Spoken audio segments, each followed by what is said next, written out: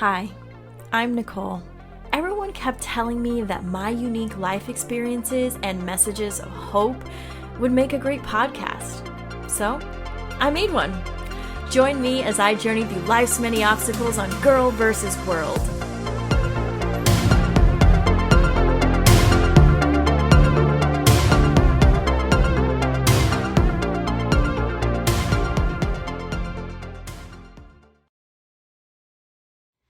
Hello, everybody. Welcome back to the Girl vs. World podcast. I'm so happy to have you here.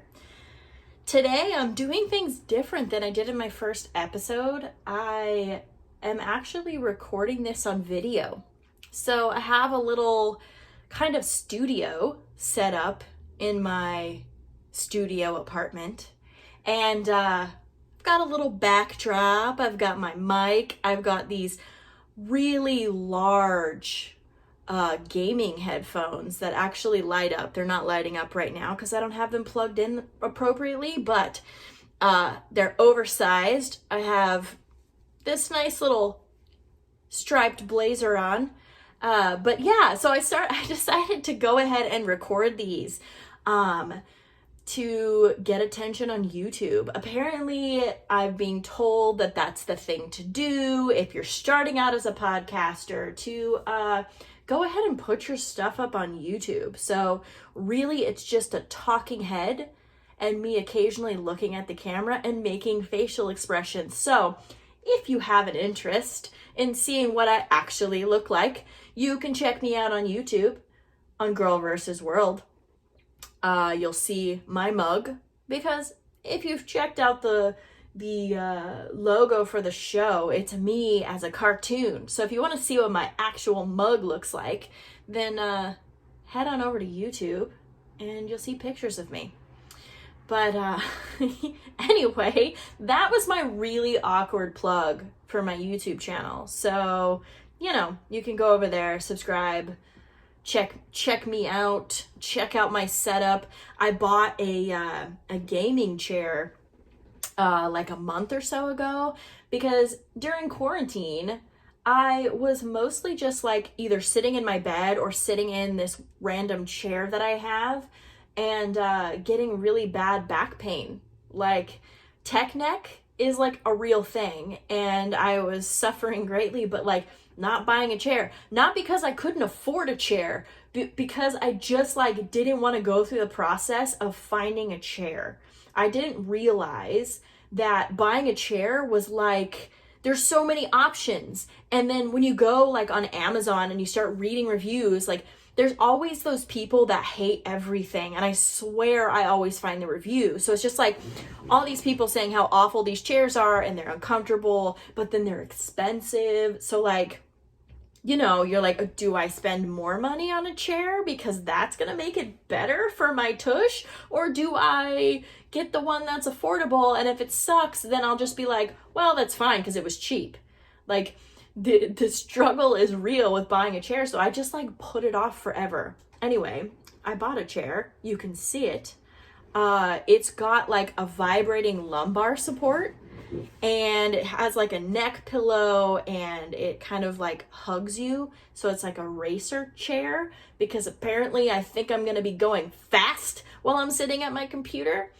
But really, it just looks like a really cool chair for video gamers. And while I do play video games, I don't consider myself a gamer, because if I considered myself a gamer, the actual gamers would absolutely be offended and call me a poser. So I am not a gamer. I am just somebody who has a gaming chair, has gaming headphones, and occasionally enjoys some game time. But I don't classify myself as a gamer, because I feel that's like an insult to actual gamers.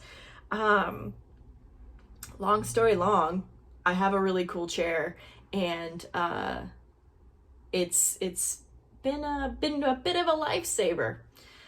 Anyway, let's get to the actual meat and potatoes of this particular episode. So, as a part of my life journey, I am in therapy because I have problems. Let's be honest. Like, I have problems that I don't know how to solve, and I have patterns that I keep repeating. And so I go to therapy to try to like talk it through and figure it out and work on stuff. So in a recent session, talking to my therapist, and he recommends a book. And a lot of times my therapist recommends books for me to read because it's extra stuff to do throughout the week. And sometimes reading stuff that you can relate to, written by people that have struggled with the same things you struggle with, boy, is that effective. Like, there's been books that I've picked up and I'm just like, oh my God, this is me. This explains what I do, and this like seemingly crazy behavior that I thought I had, and I was the only one that did this thing. Like, there's other people out there doing those things, and you don't have to feel so crazy. So anytime my therapist recommends a book, I usually go and get it. In this case, he recommends a children's book to me, and I'm like, okay, so let's dive into this children's book, right? I'm talking about kind of like in the history of who I am. Like, I've been very avoidant. I'm an avoidant type person. I try to always be nice and do the right thing, at least in public. Like, my persona, this mask that I wear to the outside world, I always try to be politically correct, even though I'm not always. I try to do the right things and say the right things, and I'm so concerned about all of that.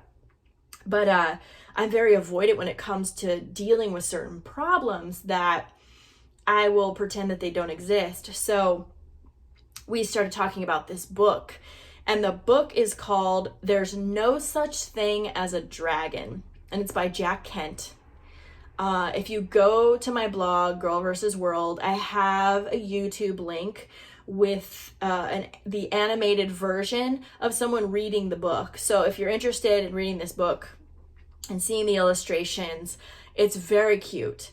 But to give you an overview, spoiler alert, you may want to skip forward because I'm going to tell you about the book and the ending. So if you don't want to hear that, maybe skip it forward a couple of minutes while I do the recap. So the premise of this book is there is a mother and a son, and they are living in the house together, and the little boy finds a dragon in his room. And he comes downstairs and he tells his mom, "Mom, there's a dragon in my bedroom." And she says, "There's no such thing as a dragon." And even though the kid has seen the dragon, he's like, "Okay, well, I guess there's no such thing as a dragon." Cut to, they're having breakfast and the dragon is sitting on the kitchen table.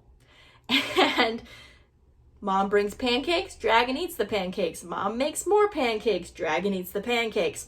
So you can see where this is going. The dragon is eating pancakes. They both can see the dragon, but because mom said there's no such thing as a dragon, they're both living under this idea that there's no such thing as a dragon, right? So the dragon keeps growing and it keeps getting bigger, and mom is cleaning the house and it's getting in the way, but she's like, I said there's no such thing as a dragon, so I have to like live or die by that lie. The dragon gets so big that it finally lifts up the house and chases this like bread truck because it's hungry. So now their house is being carried away and there's this dragon, and dad comes home and he's like, "Where's the house?" And the neighbor's like, there was a dragon and it carried the house away. And the dad's like going after them. And finally, at the end of this, they admit that there's a dragon. As soon as they admit that there's a dragon, the dragon shrinks to the size of a house cat, and everything is well in the world again. So it's a great little animated story, right? If we consider the dragon to be, let's say that the dragon is a problem that two people are having, and the one person is just like, you know what? There's not a problem. There's not a problem. There's no dragon. And the other person just goes, okay, because you said there's no problem, I guess there's no problem. And so we'll just keep going with that. And a lot of times in my life, I've definitely done that. Like, particularly with drinking, because I'm a recovered alcoholic. the dragon was my drinking problem. Like, there was plenty of people in my life who were like, you're not an alcoholic, you're fine, you just drank too much last night. So I'm like, okay, yeah, I'm fine, no big deal, I'm not an alcoholic, dragons don't exist, right? Or like, you know, other people saying that, but also myself, where I'm like, well, I couldn't be an alcoholic because I don't have to drink, so I'm not an alcoholic, right? So there's like all this perpetuation of this idea that something doesn't exist. And so you keep living that, even though there's absolutely proof, right? In the case of the mother and the son, like the dragon was eating the pancakes. Like they were actually going to potentially starve because they were ignoring this thing. For me, like my alcoholism was taking things away from me. It was taking relationships away from me. It was taking friendships away from me. It was taking jobs away from me. It was taking opportunities away from me. And yet I was still like, I'm not an alcoholic. This is not a thing. Like, we're just going to keep avoiding this problem because it's not a thing. It's not real. Like, dragons don't exist, and neither does my alcoholism.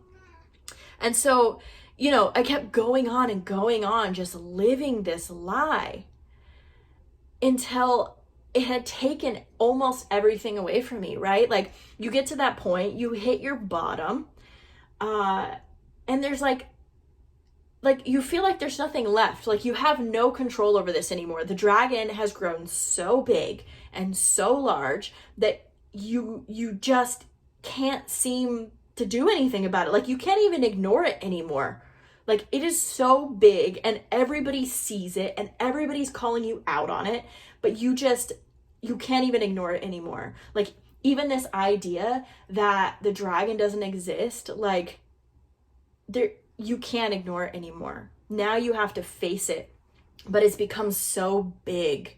It has grown so big because you've ignored it for so long that it becomes this daunting task. It's like, how am I ever going to face this thing? Like, how could I possibly slay a dragon?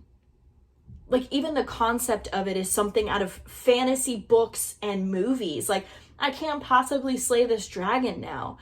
But if you just turn around and face the dragon, call the problem out for what it is, it starts to shrink. The kid in the book, he says to his parents, he says, I think the dragon just wanted to be acknowledged. Isn't that true of our problems? That sometimes they just need to be acknowledged. Like that is step one in getting better, in solving problems, in mending relationships, in fixing friendships, is acknowledging that problem even exists. But we so often just go, it doesn't exist, it doesn't exist, it doesn't exist, this isn't real, even though we have evidence, like growing evidence that something is a problem, we just ignore it. I've certainly done this in romantic relationships where you want to ignore problems because you just want to believe that everything's going to be okay. You know, you're like, I love this person and that's enough. Like, that's going to be enough for our relationship to just last forever because that's what I believe. And that's what movies have taught me. Like, if we just love each other enough, like, it's just going to work. Like our problems will just solve themselves. We don't need to necessarily talk about them. Like what a crazy thing. Let's just pretend that this doesn't exist and it'll just go away. But instead of it going away, like just brushing something under the rug, that so seldomly solves the problem. What ends up happening is we keep sweeping stuff under the rug until the rug is no longer flat. Like you can't even walk over the rug anymore because so much shit is underneath it that you have to climb over it. Now your journey is becoming like climbing a mountain instead of just walking across like any other thing. Now you're having to like climb these huge mountains because you've created this uneven like foundation. And now you have to deal with it, right? You either have to deal with it or you let it defeat you. So you deal with the problem or that relationship ends. Like, I either had to deal with my dragon of alcoholism or I was going to die. Like, there's no other choice in this situation where I can't keep living.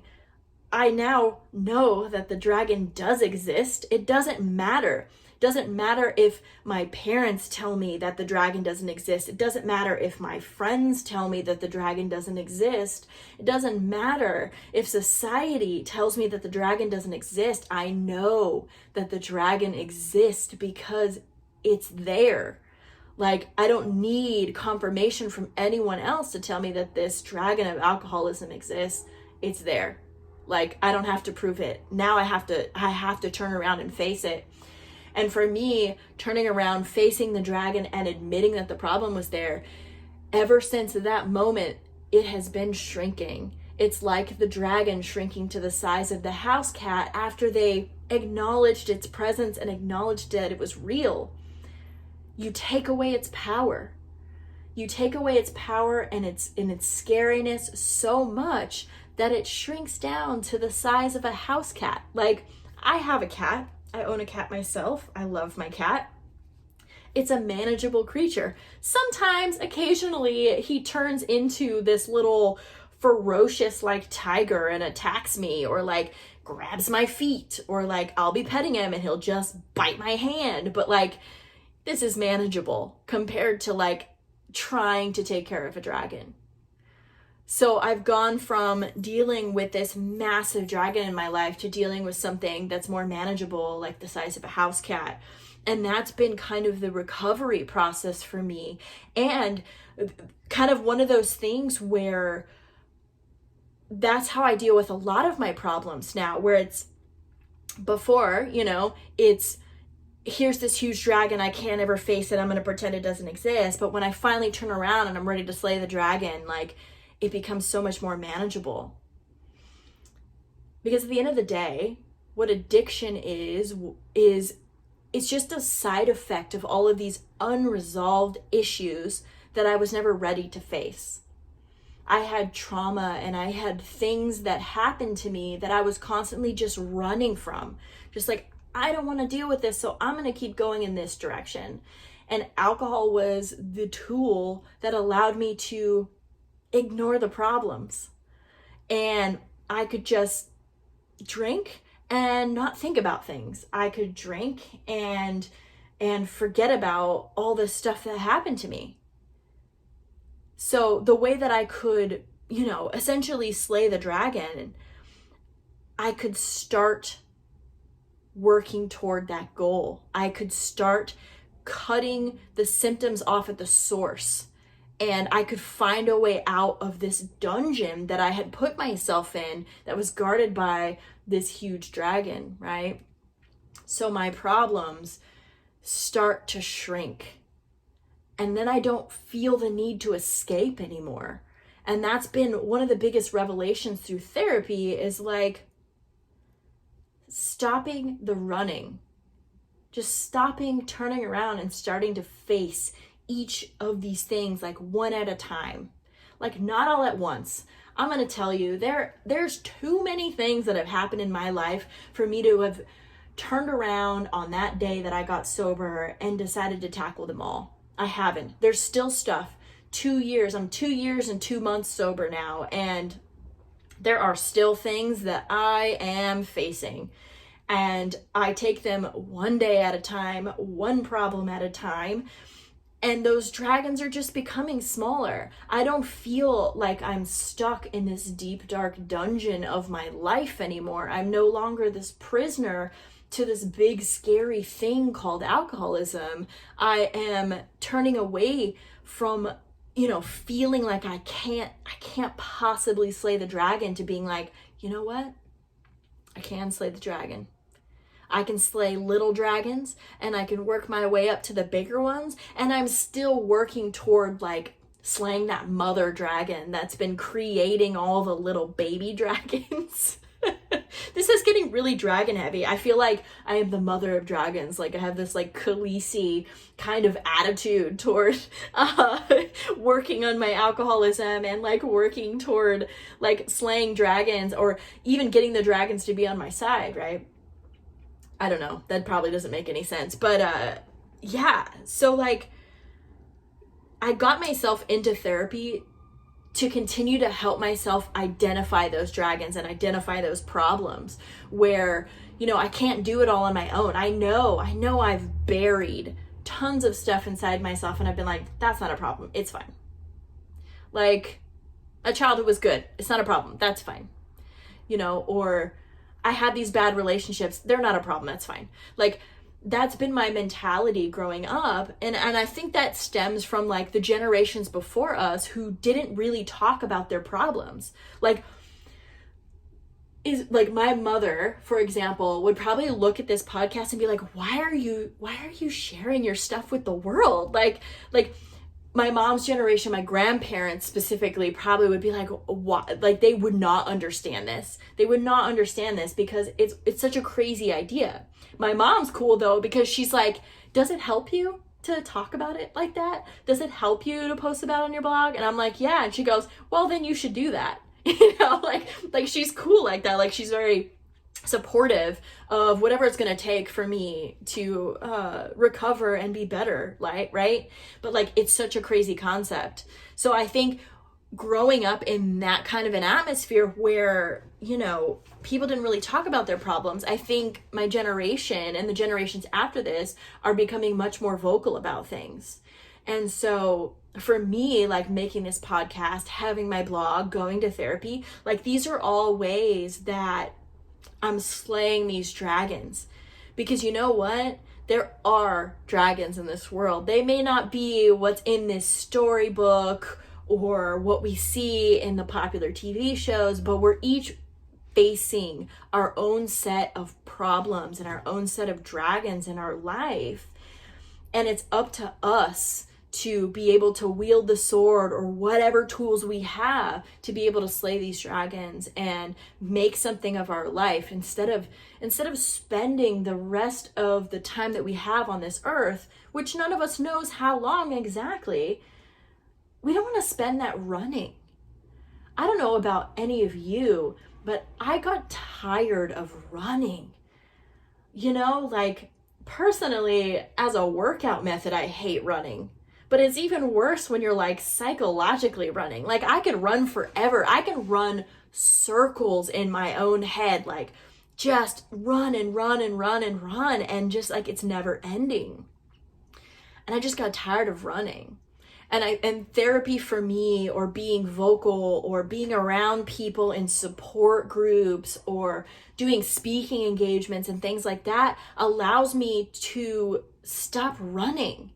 I take the power away from my problems by talking about them instead of just thinking about them and running them through my mind and going through all of these scenarios and allowing them to hold me back. If I can talk about them and get them out there and find other humans out here who also struggle and who also face problems, then we can tackle these things together. It's always going to be an individual journey, but your circle of influence is so huge. Like they always tell you that you are the sum of like the 10 people you hang around the most, the 10 people that you spend the most time with, or 10 people that you listen to, because that's what influences your thought processes. It influences how you feel, how you act.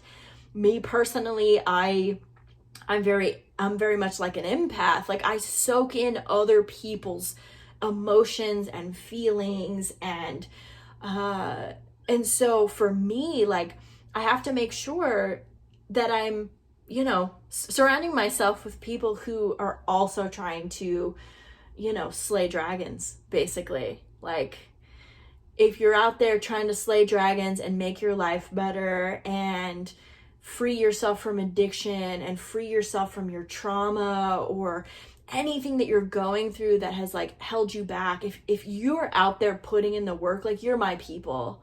And I think it's incredible. And this podcast is for you. It really is. Like, it's for you, it's for me, it's for, growing and learning and slaying freaking dragons. Like, if there's anything you take away from this podcast today, it is that dragons do exist and you have the power to slay them. I think that is my mantra.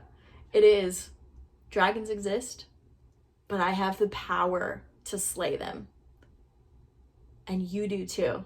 So take that with you today, put it in your pipe and smoke it, whatever those sayings are. Like, use that to your advantage, that no matter what the dragon is in your life, you have the power to slay it. And if you don't feel like it, reach out to somebody and tell them about it. Take the power away from whatever that dragon is in your life and start the fight. It's a good fight. It's worth it. Life is awesome. Even if your life sucks, you can find the power within yourself to change. You can change things. You may not be able to change other people. You may not be able to change anything right away, but the power of the human mind and what we are capable of is so incredible that we really can slay dragons and we really can solve problems just by communicating and talking through stuff. So today I encourage you to face one of those dragons in your life. Stop running, turn around, face it, find a community, find people, reach out to me on the blog. I'd be happy to hear your story, and get out there. There's a lot of reasons not to do things, but the best reason to do things is to take control of your life and realize that you are the master of your own future. So get out there and slay some freaking dragons today. We'll see you next time. Thank you so much for listening to our episode today. I am your podcast host and producer, Nicole Samra, and the music for this show is called 80s Pop Dreams by Soundtricks. If you loved our episode today, please feel free to give us a rating on whatever network you're tuning in on, and we look forward to having you back next week.